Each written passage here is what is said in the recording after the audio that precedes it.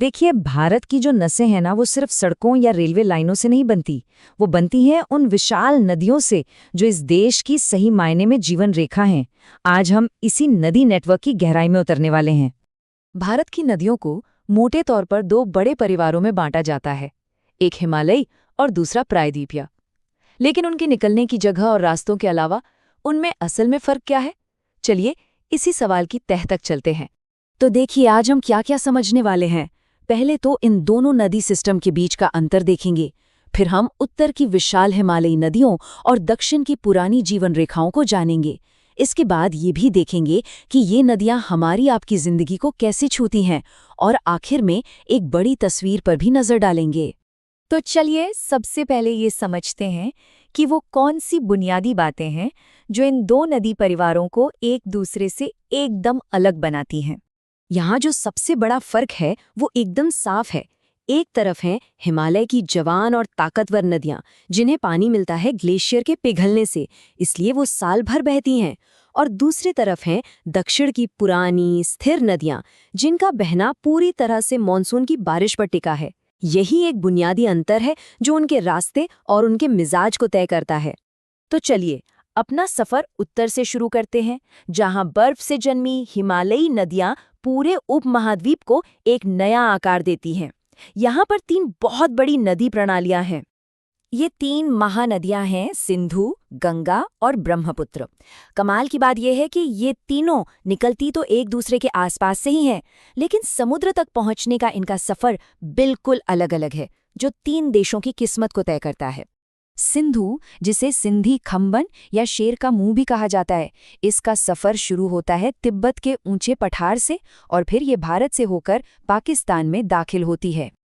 देखिए, पानी का बंटवारा हमेशा से ही एक बहुत बड़ा भू-राजनीतिक मुद्दा रहा है, और 1960 की सिंधु जल संधि इसका एक बहुत बड़ा उदाहरण है।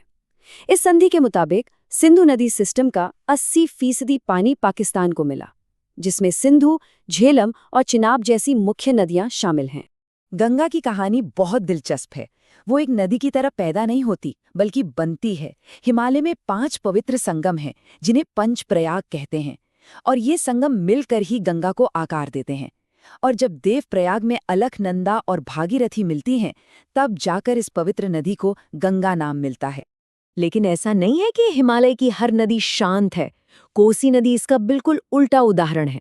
ये अपने साथ इतनी ज्यादा मिट्टी और गाद लाती है और इतनी बार अपना रास्ता बदलती है कि हर साल विनाशकारी बाढ़ लाती है। इसीलिए तो इसे बिहार का शोक भी कहते हैं। ब्रह्मपुत्र की कहानी तो और भी कमाल की है। ये एक ऐसी नदी है जो जैसे जैसे आगे बढ़ती है अपनी पहचान बदलती जाती है।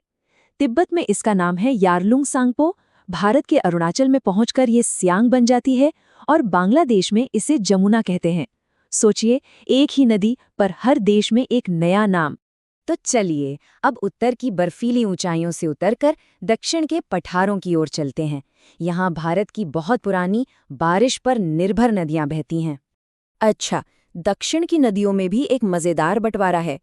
ज्यादातर बड़ी नदियां पूर्व की तरफ बहकर बंगाल की खाड़ी में गिरती हैं, लेकिन नर्मदा और ताप्ती, ये दो नदियां पश्चिम की ओर बहकर अरब सागर में जाती हैं। और ये दोनों खास इसलिए हैं क्योंकि ये पहाड़ों के बीच बनी गहरी दरारों यानी रिफ्ट वैली से होकर बहती हैं। गोदावरी प्रायद्वीप की सबसे लंबी नदी है। जिस तरह उत्तर भारत के लिए गंगा का सांस्कृतिक और आर्थिक महत्व है, ठीक वैसा ही महत्व गोदावरी का दक्षिण के लिए है। इसीलिए तो इसे इतने सम्मान से दक्षिण गंगा कहा जाता है। जैसा कि हमने देखा, हिमालय की नदियों के उलट दक्षिण की ज्यादातर नदियां मानसून पर निर्भर करती हैं और गर्मियों में लगभग सूख जाती हैं। लेकिन एक नदी ऐसी है जो इस नियम को तोड़ देती है, और वो नदी है कावेरी। कावेरी की बात ही अलग है। इसका बेसिन कुछ इस तरह बना है कि इसे दक्षिण पश्चिम और उत्तर पूर्व यानी दोनों मॉनसून से पानी मिल जाता है, और यही वजह है कि ये दक्षिण की इकलौती ऐसी बड़ी नदी है जिसमें साल के 12 महीने पानी रहता है। तो जाहिर है, ये नदियां सिर्फ जमीन पर बहने वाली धाराएं नहीं हैं, ये मानव जीवन के एकदम केंद्र में हैं, और इसी वजह से ये सहयोग और संघर्ष दोनों को ही जन्म देती हैं। ये चार्ट हमें नदियों के आकार का एक अंदाजा देता है। गंगा नदी की लंबाई देखिए, दक्षिण की सबसे बड़ी नदियों गोदावरी और कृष्णा से भी लगभग 1000 किलोमीटर ज्यादा है। भारत में इन नदियों की ताकत को सिंचाई और बिजली के लिए इस्तेमाल करने के मकसद से कई विशाल बांध बनाए गए हैं। भाखड़ा नांगल से लेकर सरदार सरोवर तक इन बड़ी बड़ी परियोजनाओं ने देश का नक्शा ही बदल दिया है। ये 80% का आंकड़ा हमें फिर याद दिलाता है कि पानी का बंटवारा कितना महत्वपूर्ण और संवेदनशील मुद्दा हो सकता है, खासकर तब जब नदियां देशों की सरहदों को पार करती हैं। तो चलिए अब इन सारी बातों को एक साथ जोड़कर देखते हैं और समझते हैं कि ये दो नदी प्रणालियां इस उपमहाद्वीप की स्थायी जीवन रेखाएं क्यों हैं। तो कुल मिलाकर जो बड़ी बातें सामने आती हैं वो ये हैं, इन दो सिस्टम्स का मुख्य फर्क उनके स्रोत में है, यानी ग्लेशियर बनाम बारिश, उनकी उम्र में है, यानी युवा बनाम प्राचीन, और उनके द्वारा बनाए गए भूभाग में है।